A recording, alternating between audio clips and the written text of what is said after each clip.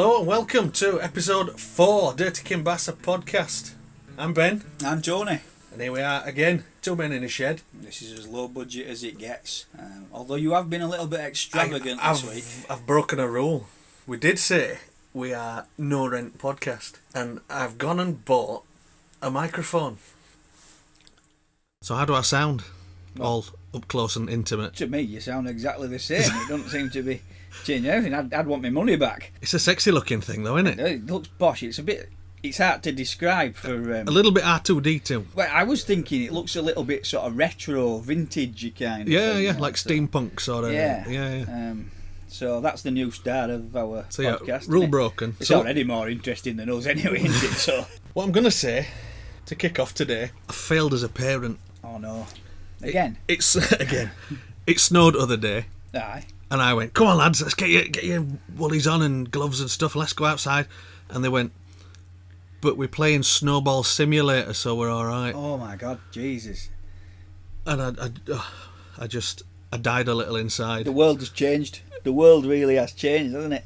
You know, yeah. Well, to be honest, I'm going to say this. I were a little bit disappointed with mine. I got the excitement from the little one. The big one's kind of... I've said before, it's like living in a haunted house with my teenager. You see something out at the corner of your eye and you hear a door slam. Yeah. And that's food disappears from the fridge. That's but it, yeah. But with the little one, I got, oh, it's snowing. Can we go outside? Can we build a snowman? Monty Python again. Yeah, I know. Was that you or your mum? That could be my mother, couldn't it? Yeah. Oh, Anthony! Oh, you make me cross.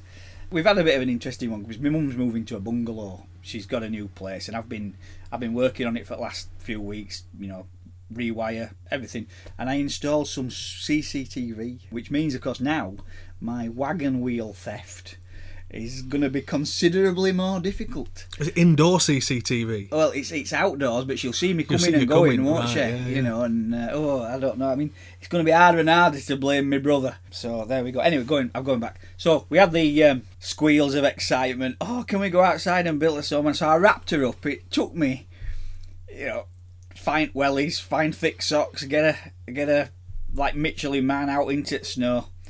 It took me longer to get her into a winter gear than she actually spent outside. I built that snowman. And it wasn't a particularly good one. The dogs had shat in the yard and the snow had covered it and I didn't see it, so that were one little... That's his mouth thing. sorted. Well, that were me going inside swearing and cussing and having to clean off a pair of boots. Minging. Life's like that, innit? But there we go. But yeah, I mean, we went sledging. Simulator. Yeah. No. I managed to get them sledging, and they surprised me how long they spent there. Actually, they were a good hour and a half. Our last got cold and went and sat in car before kids gave up. So I were quite pleased with that because Snowball Simulator got me feeling that I've been doing it wrong. Well, I don't think it's you. I think it's the modern world. I mean, they come out with some gems sometimes. Like my younger one, he come to me the other week and he says, "Daddy, do you know what WWW stands for?" And I says, "Yeah, it's World Wide Web." And he went, "No, it's wah wah wah." Yeah, he's got a certain sense of humour, your lad, hasn't he? I like that. Yeah. My little one plays this thing all the time. She's got an Xbox, and there are times when I wish I'd never bought it for her. Roblox, it's called. Ugh, and the problem is, I mean, Roblox. to be honest, it's not bad in itself. It's just a game, and she seems to enjoy it. She plays, and of course, they've not been able to see the little friends. They're not at school again because nonsense going on. But so that's her communication with her friends. But the problem is, I'm a grumpy old sod. I get in from a day grafting. I don't want to listen to other people's kids squealing all night. Headphones. You need her headphones. Well, this is it, but it's just all the time, on, and that's it. And I tried to tell her, and she just doesn't like wearing headphones, I think. So I always laugh when I see joggers with headphones on. To me, I mean, I used to do a lot of running. I kept it up after the army, and until I got smashed up really badly on a motorbike, I were quite a fast runner. I used to zip around the moors and stuff, everything. But I never wore headphones, and it removes one of your senses for your awareness, doesn't it? Yeah. And I always wonder how they don't end up under buses and stuff, I know cycling groups, they call them death pods. Yeah. If you're riding a pedally bike, Yeah. it's not good, is it? Yeah, you need if you're anywhere near traffic, You want your wits about you. I'm a shouty motorist, mate. I know you find that hard to believe, but I'm the kind of fella that I have little patience with fools. I mean, the recent snow has demonstrated this to me. I'm a really good driver in snow.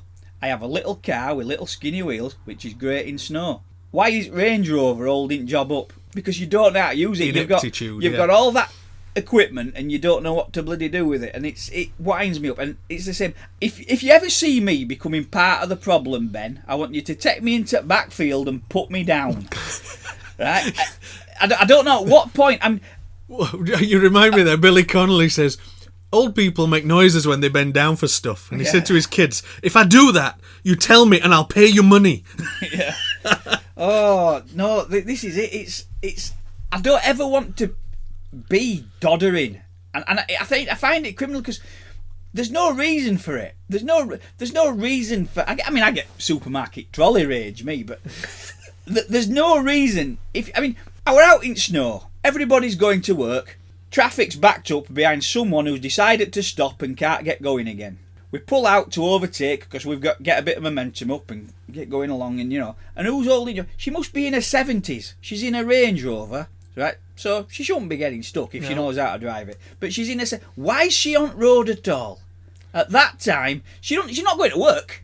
No, she ain't. All she's doing is adding to problem, and I don't ever want to be someone that adds to problem. Cyclists, I know you're a cyclist. If it were up to me, I'd machine gun all the cyclists. Cheers. If there's any cyclists listening, when I'm in Prime Minister, you'll be first against the wall. Do you know what I did with my hybrid Merc rear-wheel drive when it snowed? Because hybrids have loads of torque because it's electric motor. Yeah. You know what I did? Instant power. I stayed home. Did you? Because I knew that rear-wheel drive, horrific. Well, actually, it's Never funny. going One of the anywhere, best is it? cars I had in snow, I had an old Lada Riva. Yeah, that'd be mega, yeah. Right, 1.5 engine, nice solid built. They're built like a tank, aren't they? I liked it because it was good to work on. The only thing that let it down, there were no weight above back axle. So if it started snowing or looked like it would be icy, I used to get a couple of bags of salt or a couple of bags of sand and chuck them in boot right over the back axle, and it went up anything in snow. It was great. See, you're reverting back to how people used to be more practical. Yeah. And now they all need mollycoddling, babysitting.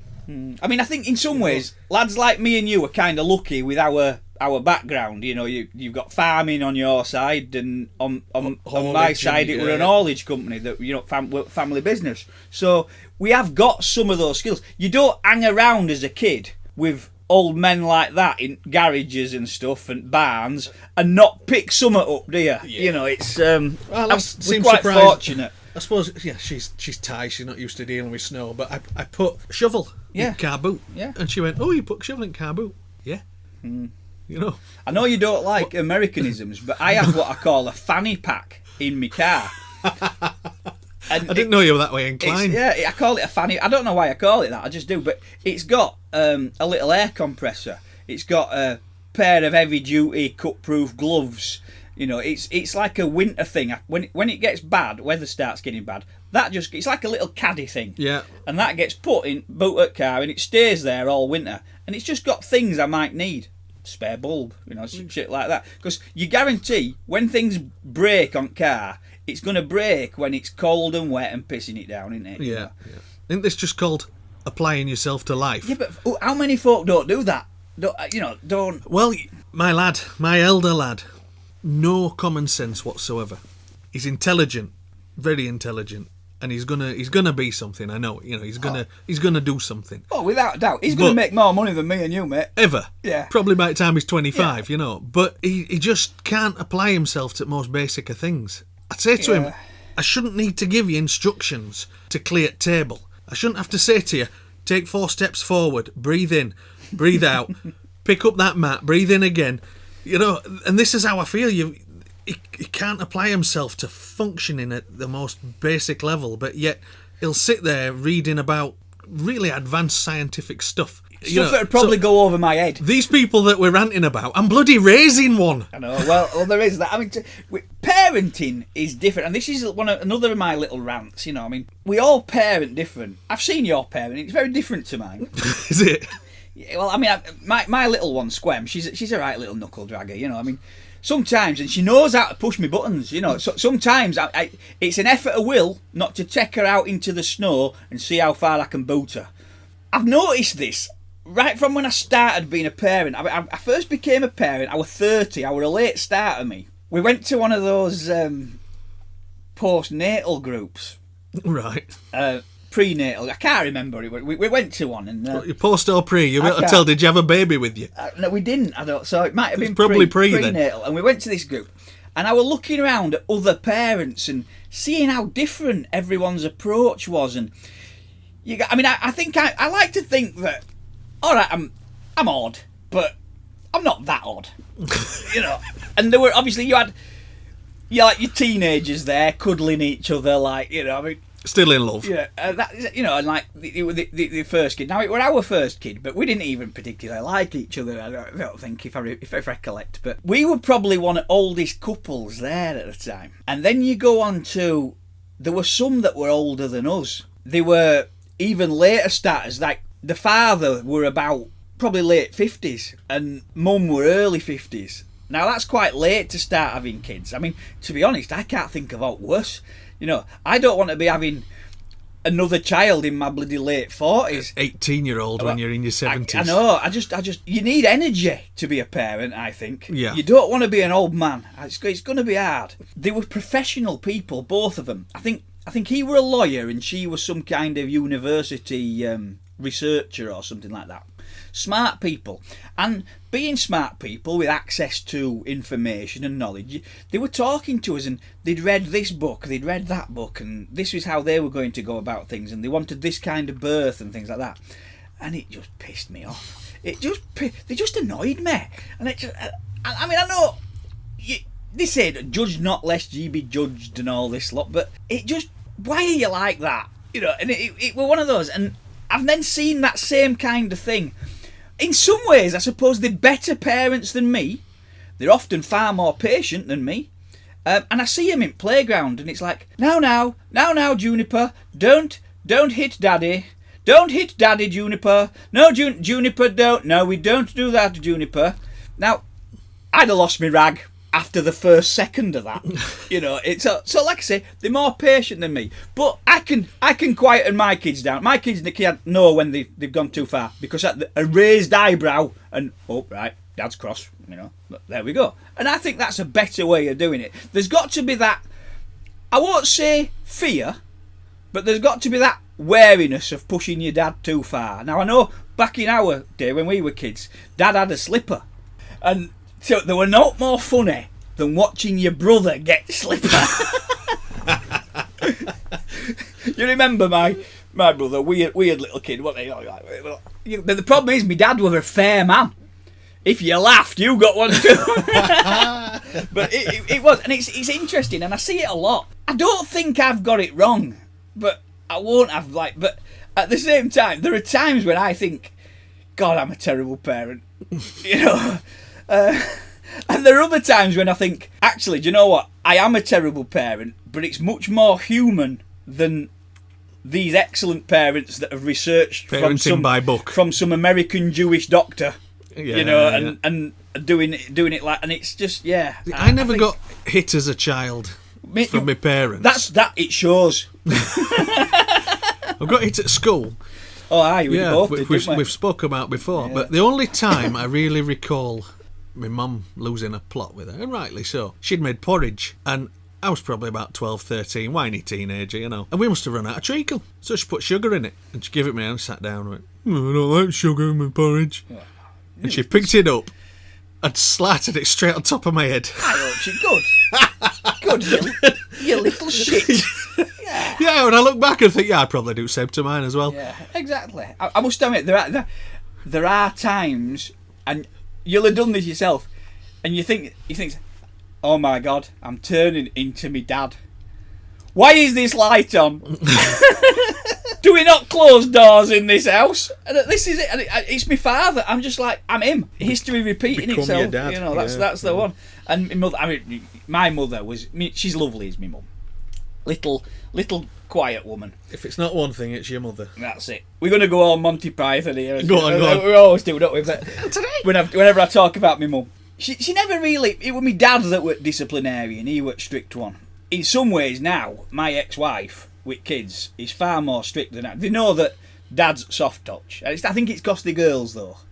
Maybe, yeah. Maybe there's an element of that. I've been naughty at school.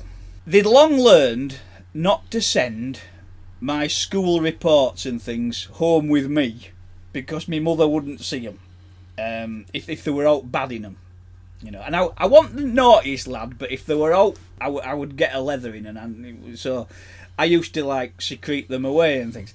So they cottoned onto this, and often school reports were posted home, weren't they? Anyway, but one day it wasn't a school report. I got a letter home, and I can't remember. Oh yes, I'd not been doing my homework. In fact, do you know they used to give you a photocopied thing, right? This is your homework, take one, pass the rest round, you know. And I put it on teacher's desk. I can't remember, it was a supply teacher. I can't remember what you were called. And I put it on desk. I said, you can keep that, I'm not doing that. And I just didn't want to do it. I had plans, I just had to. And anyway, a letter came home. At least you were honest to her. And this letter had gone home, and I got home, and I didn't know about the letter home from school. Right. But I got home and my mum had a face on her like this. Anthony, you are going to sit down at this table and do your homework. Now, on this particular day, I didn't have any homework. Which, therein was a problem. So, I hadn't got any mum. Anthony, sit down right here, right now. Now, my mum, she's not a confrontational woman. She'd really psyched herself up for this argument. Right, She'd prepared herself mentally. She'd fortified her mind. This argument was happening. And she was adamant you were going to do your bloody homework. I didn't homework. have any homework. In fact, I wish I did, because then this whole debacle wouldn't have happened. But she sat me down at the table. Now you're going to do this homework. Get your school bag out. I haven't got any homework, Mum. Anthony, I'm not going to tell you again. And she gave me a thick ear, you know. Right, Mum, I haven't got any. And she lost it. And she came across the table and she thumped me. I think I was about 13 or 14 at the time. She proper thumped me on arm as hard as she... Then she realised that I actually didn't have any homework. I showed her and... Oh, well, there were no apologies or anything, you know, but she's still not sorry. She was still not happy with me because this letter had come home. Like, letter come... Oh, my son, the drug dealer, kind of thing, you know. She... We're on phone to, might have been my Auntie Val or one of her friends later. Oh, I really laid into Anthony earlier. I thumped him. I think I've hurt my hand. You know, but... nice, have a snort on it. Yeah. Brilliant. One of the lads at work, his kids, he must have got drunk the night before. The parent, not the kid. And next day, hungover and rough. And kids had said, "Ain't getting drunk just stealing happiness from tomorrow for today." Really? Really? One of the kids said that to him. That's quite deep, is that, isn't it? Do you know what, though? And then I'd question, how often are you getting drunk for your kids to start thinking this? That's quite bad, actually. But I'm not going to say that didn't happen. It might well have done. But another thing that annoys me, I'm on Facebook, and I sometimes see things, and like people post about clever things the kids have said. We were discussing Brexit the other day, and no, you weren't. And our little Timothy said, "I don't think it's so much that people are no longer interested in Brexit. I think it's that Brexit are no longer interested in people." We both stopped. It was so profound and wept, you know. And I just think, what a load of shite. Because I'm not being funny. The other day, I had a conversation with my little one, who's the same age. "What do you want for tea, Squem? What we having?" "Well, I thought we'd do sausage, egg, beans and chips." "I just want beans." "You can't just have beans." "I just want a plate of beans." "You can't have beans." "Beans!" "No, you're having it all." "Beans." She ended up eating the beans and was still shouting beans, giggling to herself, thinking it's hilarious, running around house in her underpants 3 hours later. Has Brexit lost interest in beans? Maybe. Now, That's the crucial issue, isn't it? But I just don't see how these kids come out with these like philosophical thoughts. Or maybe I'm just raising idiots. It's possible. I thought it'd be comical if I said to my kids, make us a menu for a week, anything you want. And one of my lads likes to cook, and he's fairly sensible with it. Now, the other one's pretty typical of what you'd expect, really. Started off sensible and then just put everything that he wants. Like Wednesday, breakfast, cake, dinner, cake. What for tea? Finishes Coke. I'm hoping he means cola. And then for snacks, make more cake. Okay. You know, he so does like cake, does he? He does. He must like cake. Yeah. Your kids are quite skinny. It's amazing, isn't it? Because they do eat twice their body weight every 2 or 3 hours. It's unbelievable. Thursday, pancakes for breakfast. Dinner, finish off pancakes. For tea, yesterday's cake. I'm just looking for another good one there. Or Sunday, breakfast, pancakes and cake. For dinner, more cake. Yeah. For tea, more pancakes. Yeah. I hope they brush their teeth well. That's to be hoped so, isn't it? Now, sensible one. Oh, sensible lad. This is my younger one that likes to cook. Right, okay. Tarquin, let's see what you've put. Breakfast, cornflakes. Dinner, hung lei curry. Oh, interesting. That is the best Thai dish ever. No, I wouldn't it's know. A pork and ginger based curry. It's absolutely superb. Right. And does he cook that? He don't cook it, but he'll definitely He'll eat it. help his mum. Yeah. Tea, pasta. Tuesday, breakfast, Cocoa Pops. Dinner, noodles. Tea, rice and omelette. You see the difference here? There's no cake yet, is there? This is actually quite a sensible. It's a nice menu, isn't it? I could yeah. eat this, yeah. Wednesday, breakfast, frosted flakes. Dinner, chicken. Tea, cake, brother's influence. Thursday, breakfast, chocolate sandwich. Oh, hang on, here we go. Dinner, cowpat saparot, which is pineapple fried rice to our ears. Yeah, it's not even funny. I'm not reading it out. It's sensible. That's not good. I've raised a sensible one and a mental one. As you had this idea, I asked Squem the same question. Do you like chicken nuggets, Ben? Not really. They're bearable, aren't they? You won't last long in Squem's household then. Yeah. 4 meals a day. Well, 7 days a week. 3. 3, and for pudding, ice cream. But in fairness, there were variations to that diet. Go on. On Friday, for example, she insisted it must be Neapolitan ice cream. Right, okay, yeah. But it was pretty much chicken nuggets for breakfast, chicken nuggets. Yeah. And I don't even make her chicken nuggets that much, which maybe that's why she wants them. She might be hinting to you. Yeah.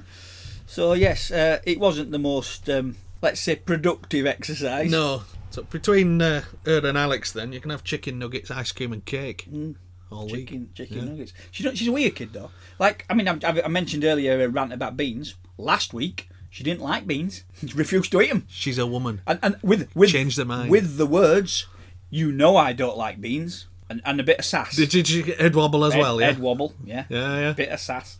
I finger. don't like beans. No, we're not rappers.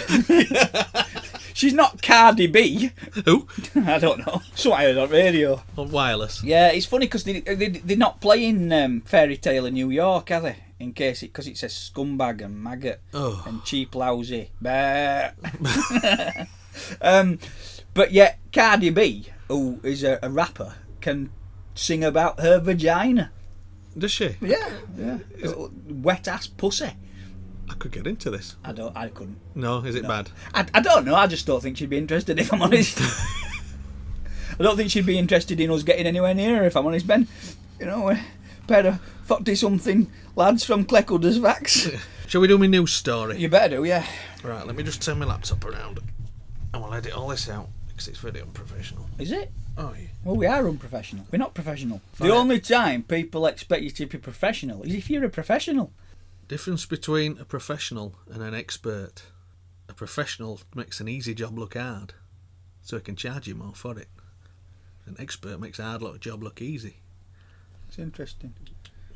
Very profound. Profound. Okay, now. Stealing happiness. Confucius. I think you'll like this story. It was on Sky News. It's probably on several news outlets, I would imagine. Pair hired for man's broom sexual fantasy turn up in bedroom at wrong address with machetes. What? I mean, I guess... Why do you say broom? Does that mean bedroom? Broom fantasy. So broom, not a bedroom. Brush, as in a brush. Sweeping brush. This is what we need more details. So what did they not... we do need more details, and this raises questions already. Okay, so I've got to ask. I know you're going to explain later, but the questions that have popped into my head. So they've been hired for a broom sexual fantasy. Yeah. I'm assuming that's going up his bottom. Well, I was wondering which end at broom. I don't know. Does he want brushing or does he want kin? I don't know. But why have they turned up with machetes then? Surely That's doing it wrong. If they've been hired to turn up for a brush fetish, turn up with a brush. You would think so. The Maybe- devil's in the detail. Maybe he'd have been better off specifying, I'm looking for a couple to entertain me in my broom fantasy. I will supply my own broom. Maybe he did. Let's find more details. Let's Right. look into this. After appearing in an unsuspecting resident's bedroom with knives at 6:15 a.m, the duo accepted their mistake, saying, "Sorry, mate." See, that doesn't sound related to the first bit of story, does it? But they've turned up at wrong house, haven't they? Yeah. Which is a problem as well. It's going to be a problem. But I mean, I still don't understand the machetes. Two men snuck into a bedroom with machetes after being hired to carry out a stranger's sexual fantasy of being tied up in his underwear and stroked with a broom. So we're going brush end, not handle end. Only to discover they'd got the wrong address. Imagine waking up to this. It's quite disturbing, isn't it? Borderline There's some traumatising. fucking weirdos out there, isn't there? I'm not familiar with hiring broom people to sneak into my bedroom.com, you know? I didn't know. Maybe there is a niche market here. Are we onto it? I don't know. Just Ben, I mean, click that .com's available. Let's just check. The pair from Sydney, Australia made their apologies. Australians, that does explain more, doesn't it? They are weird buggers. Yeah. Made their apologies and left the startled victim's bedside as soon as they realised their mistake. Did they break in? Let's find out. We still need more details, don't we? Because every paragraph here just raises more questions. Exactly. One of the men, Terence Leroy, has now been acquitted of entering the home in July 2019, intending to intimidate while armed with an offensive weapon, after the New South Wales District Court accepted his explanation. It's a rather weird explanation. Surely he's breaking some law. God knows. Conceding the facts of the case are unusual, Judge Sean Grant set out his reasons for the not guilty verdict, saying the evidence did not suggest the men's actions were intentional. They carried the machetes either as prop or something to use in that fantasy, he said. The fantasy was unscripted and there was discretion as to how it would be carried out. When you've hired to go broom... I don't know. Well, I suppose perhaps the machetes were just like look intimidating. I don't know. God knows. He's been weird. hired to broom somebody. What news was Sky? This is on Sky News, yeah. Bloody hell. Yeah. According to court documents, a man living in western New South Wales near Griffith wanted a broom handle to be rubbed around his underwear. What's fucking wrong with people? He was willing to pay... Oh, hang on. Oh, hey, hang on. We've We've got a reason yeah. now. My granddad always said to me, if you can't understand why, it'll be money or women. You know? He was willing to pay $5,000 if it was really good, court documents said. That's a lot. We could get into a brooming business here. 5,000 Australian dollars. That's like 30 quid. Is it that good? Yeah, that's good money, mate. Not a bad half hour's work, if you ask me. Police said the intended client had history and proclivity for engaging the services of people. He's got money to put about. He's done it before. Then he's done this kind of thing before. I wonder if he's got history of engaging the service of people. How do they know he's got history? There's got to have been something gone wrong before. Have they gone through his stroke my ass with a broom.com record and checked his transactions? I don't know. Or is there something on the police national computer? Or whatever the Australian equivalent is. Probably somebody's notebook. He had made arrangements with a man on Facebook for people to engage in the role play and sent his address before he later updated it after moving house more than 30 miles away. So it's his fault. I'm just looking around his shed for brushes. $5,000 worth. Sorry, I feel safe now. I can't see one. But the resident of the home where the men mistakenly turned up told police when he noticed a light on in his lounge at around 6:15 a.m, he assumes it was a friend who visits daily to make coffee. See, this is another odd one. At what time? 6:15 a.m. Now, if I turned up at your house at 6:15 a.m. making coffee... Well, I wouldn't throw you out, but I would find it odd. Yeah. To be honest, people don't visit me anyway, as a rule. especially not at 6 a.m. He called out, "Bugger off, it's too early," after hearing a voice. That's the first sensible thing I've heard in this entire episode. After hearing a voice asking, "Is your name Kevin?" Probably an Australian accent, not. Yeah. Yeah. The man said he turned his light on to see two men he did not recognise standing next to his bed, both holding machetes. Oh, no. A conversation then ensued, I fucking bet it did, in which the pair repeatedly sought to establish whether he was Kevin, each time being told no in response. What's fucking wrong with people? At one point, one of them asked, "Are you sure you're not Kevin, as we were told to come to this address and pick up Kevin?" Eventually, accepting their error, the duo left, with one saying, "Sorry, mate," that's Australian, and shaking the resident's hand, while the other said bye.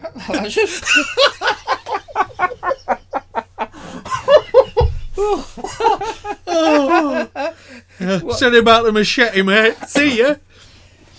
I'm not being funny, mate. If somebody had come into my house with a machete saying, "Are you Kevin?" I'd have shot him.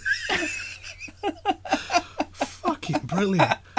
The resident then called police. The intending client called the men soon after to check on their whereabouts, at which point they realised the error.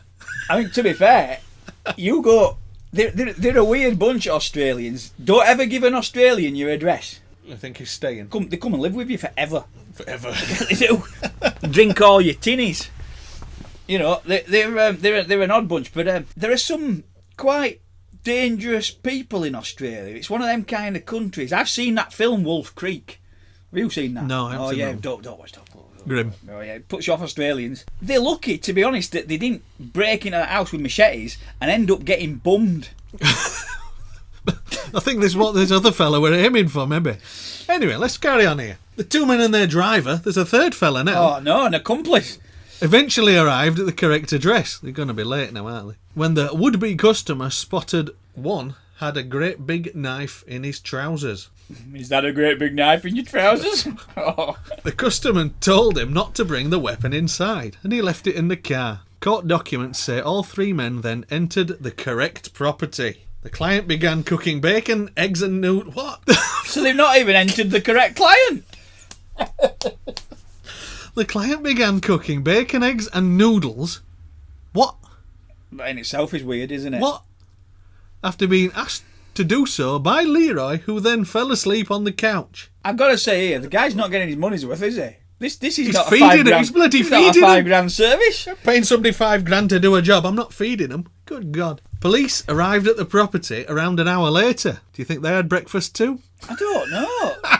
And arrested Leroy. How did they know where to come? This is all just weird, isn't it? It's weird. Are you sure that Sky haven't made this up? Just mind-boggling. Police arrived at the property around an hour later and arrested Leroy and the other man who had appeared in the incorrect bedroom. Did they arrest the driver? Doesn't say. The judge said it had not proved that Leroy's intention had been to intimidate. Leroy's lawyer said it was a commercial agreement to tie up and stroke a semi-naked man in his underpants with a broom. Entry was not with intent to intimidate. Well, Ben, when I'm a High Court judge, could happen, you know. I don't know what you're laughing at. When I'm a High Court, I mean, to be honest, I'm weird, right? Every judge I've ever seen on telly or in news has been bloody weird and out of touch. Are you ass-stroking broom weird? We are probably overqualified. So when I'm a High Court judge and there's a case like that in front of me, I'm going to jail the guy with the machete for being weird. Just for being weird. Is this going to be a new law you're going to put through? Jail the bloody driver for helping the guy with the machete be weird. Aiding and abetting your bloody weirdness. And I'm jailing the guy with the brush fetish for wasting everybody's fucking time and being weird. What is wrong with people? That's just nuts, innit? It's mind-boggling, isn't it, that? Weirdos. We are weird, but we're not that weird. There's not as queer as folk. They probably were queer. I think we're allowed to say that these days. Is that there's what's in it? Queer as folk. Yeah. Is that an allowed one now? Yeah, I think we're allowed that one. I don't think you need to bar that one out. We'll see if we get an email in from one of our 70 million fans. Our 70 million, more like 7. We have actually had some listeners though. I looked at the stats. More than you and your mum. Yeah, I think so. My mum don't listen. My mum stopped listening. After at first, but She thinks we're idiots. she's on to us. Anthony, I don't know why you're wasting your time doing that when you could be hoovering my house and getting rid of all that plaster dust. All right, thanks, Mum. It's nice to get a bit of encouragement from your parent, you know. This reminded me, your friend who got honey trapped. Oh, right. Yeah. So this is a dark and sinister. It's fucking grim. What's man. wrong with people? We're back to what's wrong with people. This is the Our podcast is getting darker and darker, isn't it? You know. This is a horrific first date Oh, I've had a few of them. from a lady, and we'll keep all anonymous. The guy seemed nice enough. We chatted online for several weeks, so it's gone on like this an overnight thing, you know. We decided to meet at a local bar and hang out. This is sounding like we might have one American listener. Everything was fine, or so I thought. We were talking about parenting. He said his kids still hadn't forgiven him for the dog incident years ago. What dog incident? And you won't like this one, Tony. Well, he left some important government documents out in the dining room. The puppy had found them and had fun with them. When he got home and saw the papers were destroyed, he took the dog out back and beat it over the head with an iron bar until it died. Now he's telling this somebody on a first date. Man, if he's sick enough to kill the dog, he's stupid enough to tell her this on a first date. It's fucking horrific. On a first date. Now imagine what she's thinking. I need to leave. Yeah. There is a thing, actually, you know. Can I just interject? Go on. Sorry to interrupt you, really, but there's it's just got me thinking. There's a thing in British bars. I know they're all closed at the moment, but if you're a girl and you're on a date with maybe someone you've met online or something like that, there's a thing like a little code that a lot of bars participate in. It's called Ask for Andrea. Ask for Angela. If you're feeling threatened, go to the bar and say to the bar staff, "I've been told to ask for Angela." And what they'll do is they'll quietly escort you out the back way when the guy goes to the toilet or something like that, and get you a taxi and make sure you get away safely and things like that. Nice. Which is a nice idea. Just a bit of information. Well, these things come up, don't they? Because we do... Probably more so now that people are doing this internet weird dating. Yeah. You know. Because we do, when we do this podcast, we don't tell each other our stories in advance. So the reaction we get is genuine from each other's stuff. To be honest, I won't want to be on a date with him. No. You know, I don't think he's your type. He's not. Right. He told me this quite casually. I sat there glued to the bar stool with a fake kind of expression on my face, not able to move or speak or do anything but experience absolute horror. And rightly so. Yeah, Jesus Christ. He chuckled and said the kids were still pissed off about it. I was actually afraid for my own life at that point. I excused myself and went to the bathroom, trying to figure out how I could run. When I came out, he was watching the door like a hawk and smiling. I sat back down, still couldn't speak. He tried to kiss me. I faked coughing. I said I had to pop out for some air, and he followed me and tried to kiss me again, pushing me up against the wall of the building. This guy's a right creep. He's a proper predator, this one, isn't he? Yeah. He needs beating with a bloody iron bar. He does. Around his tackle until it's purple, and then around his neck a bit. I can't... Sorry. Tony's planning this fella's death. I can't express how absolutely terrified and horrified I was. I said we should go back inside, and he continued to tell me stories, and I was just internally panicking the whole time. Eventually, finally, he went to the bathroom, and I bolted. I mean bolted, like I ran out the bar, down the street, round the corner, to the parking lot, full blast. Drove home breaking every speed limit, bolted my doors, turned off the lights, and went through all the online chats, deleted everything and blocked him. I'm still haunted by that. What an awful man. What a horrible, horrible man. They're out there. Yeah. See, I've kind of given up on dating, because... It's just shit. Did you scare her off? Is this you? Is this? Well, do you know, my weird one, the one that kind of put me off is I had a date with someone I met on the internet. She seemed nice at first. My friend Andy, nice guy, plays in a band. I'll give him a little plug. They're an 8-piece Irish Cayley band, and they're really entertaining. They do a few covers and stuff, and they're really good. And they play around the sort of pub circuit and things like this. And that night, my friend Andy's band, they're called The Scattering, were playing at the Flying Horse in Rochdale. So I took this girl to see this band, and she liked me. She was really into me. Did a Labrador like? She was... I don't know, I never met it. She didn't bring it. She were all over me, like she were like a a horny Yorkshire Terrier in a knobbly knees contest.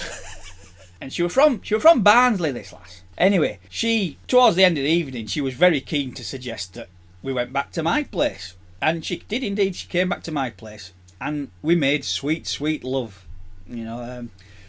But then it was like somebody threw a switch in her. After we'd sort of finished, and I don't think I were a disappointment. After we'd finished, she really went all weird on me. And she was like, it's like someone switched something in her head. Right, well, you've had what you wanted. I'm like, oh, you know, that's a bit of a strange turn of events. Can you take me home now, please? Like, really aggressively, and I, well, yeah, all right. So I took her home. And I didn't realise, I just thought, well, that were fucking weird. You know. But the following morning, get dressed, I opened my sock drawer. Every single pair of socks I owned had been stolen. Seriously? You're for real? Yeah. Every single, even an old pair of scabby green army ones that might have participated in another story. Yeah, the old. Had disappeared as well. All of my socks had gone. My underpants had been left alone, but my my entire sock drawer had been emptied.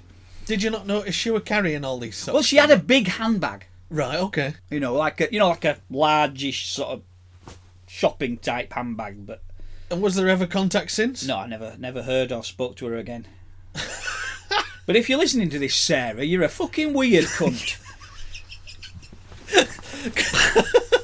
Go on, Sarah, email in. I want to get your side of the story on this one. And bring me my bloody socks back. Yes. Well, mention dirtykinbass@gmail.com. Come on, Sarah, sort it out. Weird. Yeah, people are weird, aren't they? Yeah. People are weird. This podcast is just going to be called What's Fucking Wrong with People. There we go. Do you remember your first time you got drunk? I do indeed. I was violently sick. My friend's dad, I'm sorry, Mr. Foxton, my friend's dad had a lovely white Volvo estate with black leather seats. It's a good job they were leather. Wipeable. Yeah.